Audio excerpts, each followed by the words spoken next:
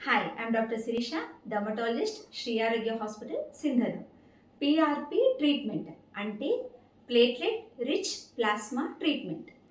Hair fall grade 2 or 3 ఉన్న వాళ్ళకి hair regrowth అవ్వడానికి పిఆర్పి ట్రీట్మెంట్ ఉపయోగపడుతుంది. పిఆర్పి చేసే విధానం: మీ బ్లడ్ని కలెక్ట్ చేస్తాము, దీన్ని ప్రాసెస్ చేస్తాము.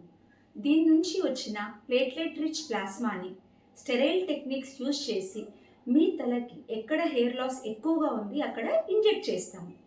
ఈ ట్రీట్మెంట్ చాలా సేఫ్, ఎందుకంటే మీ బ్లడ్ నుంచే ప్రిపేర్ చేస్తాం కాబట్టి.